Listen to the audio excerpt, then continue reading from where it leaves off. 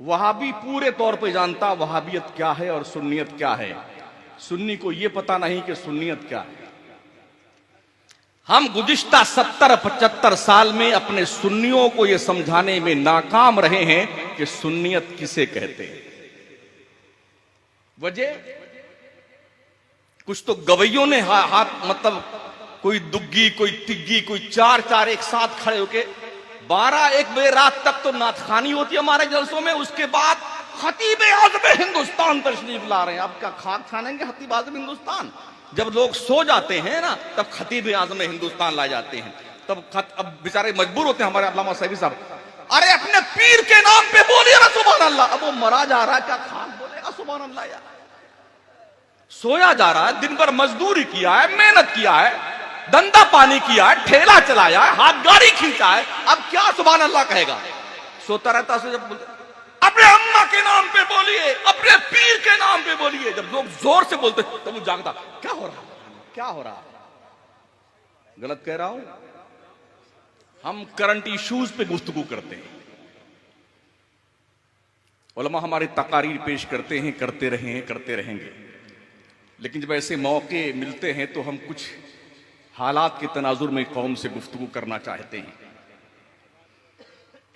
अफसोस ये है मीडिया प्रोपेगेंडा करता है, गलत खबरें दिखाता है, ये उसका काम ही यही है। यार हमें चाहिए कि हम भी अपना मीडिया तैयार करें।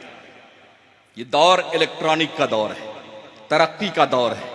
आला हजरत ने भी ये जुजिया नकल फरमाया, मल्लम यारिफ अहला ज़मान ही फहुवा जाहिल। जो अपने वक्त को नहीं पहचानता है, अपने जमाने की हालात नहीं पहचानता है, वो बड़े अल्लामा क्यों ना हो, वो जाहिल है।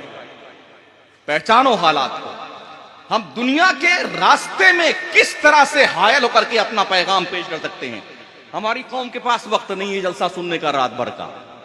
थका हर आदमी आता है शाम को खाना खाते खाते टीवी पे जिसका भी प्रोग्राम बना है, चाहे नायक का हो, चाहे नायका का हो, चाहे फायका किसी बदतमीज का हो, कादियानी का हो, मरदूद का हो, सबका सुना, आधा घंटा सुना और खा पी के सो गया। कम से कम इसका कोई विकल्प तो हमें पेश करना होगा। इसका कोई मुतबादल पेश करना होगा कि उस चैनल के जरिए से उस तक सिर्फ गैरों का पैगाम ना पहुंचे, वो करीम पैगाम पहुंचे जो दिल को छू जाए। और जब वो कंपेयर करे उस प्रोग्राम में तो दिल गवाही दे, ये सुन्नी मौलाना जो बोल रहा है बात इसकी ही सच्ची है। ये दर्द पैदा कीजिए, ये हौसला पैदा कीजिए।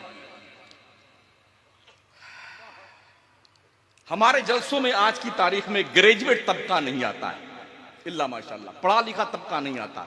मजदूर, किसान, छोटी मोटी दुकान चलाने वाला, टैक्सी ड्राइवर, हाथ गाड़ी खींचने वाला, यही लोग आते हैं।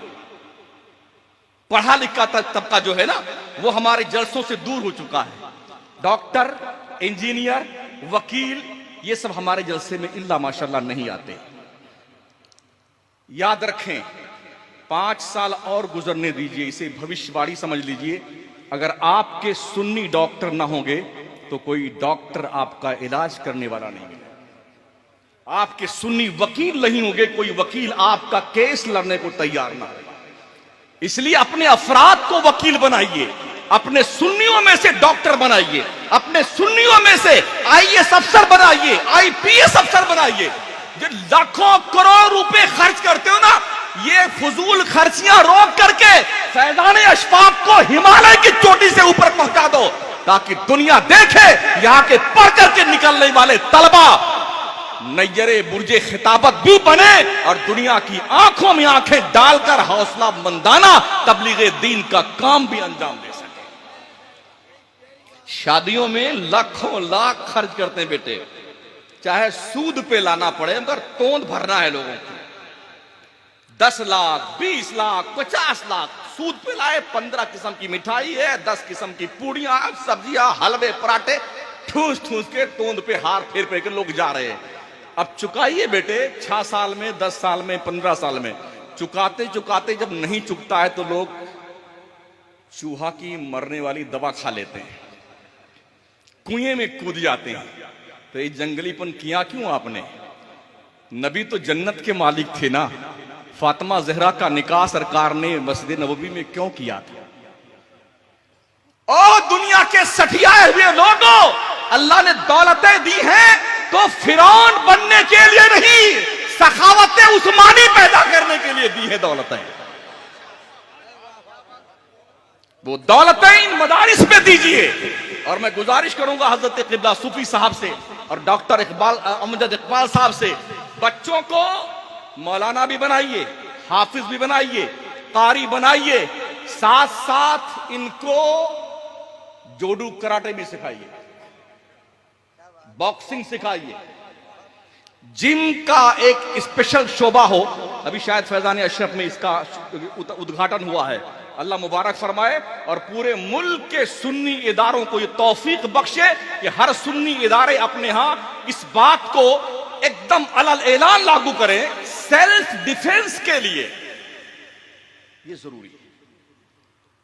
आपने मॉब लिंचिंग जिनकी की गई है वो तस्वीर देखी होंगी ना, 150 लोग एक मुसलमान को घेर के मारने लगते तो अरे मुझे मत मारिए, अरे मुझे मत मारिए।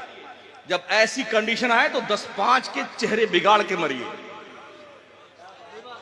हाँ, ये कब मुमकिन होगा? जब आप जोडू कराटे सीखेंगे, बॉडी बिल्डर बनेंगे, बॉक्सिंग सीखेंगे, पहलवानी। हमारे नबी खुद अखाड़े में उतरे हैं, रिकाना पहलवान को नहीं पटका, अबुल अस्वद अल जमई को नहीं पटका मेरे नबी ने। वो अबुल अस्वद अल जमई जो शेर की खाल पे खड़ा हो जाता था और लोग खाल को खींचते थे, खाल उसके पैर के नीचे से सरका नहीं पाते थे, खाल फट फट करके निकलती थी। मेरे मुस्तफा ने उसको भी वो पटखनी दी है ना। ये दरअसल हमारे इस बिरादरी के लिए इबरत का सामान है। अगर इमामुल अंबिया होकर के कुश्ती के मैदान में उतर सकते हैं तो हमारा कौन सा बहुत लंबा चुब्बा जुब्बा है यार, हम भी उतरते हैं, क्या दिक्कत आती है? हम भी उतरते हैं, हमें भी पहलवानी करने की जरूरत है।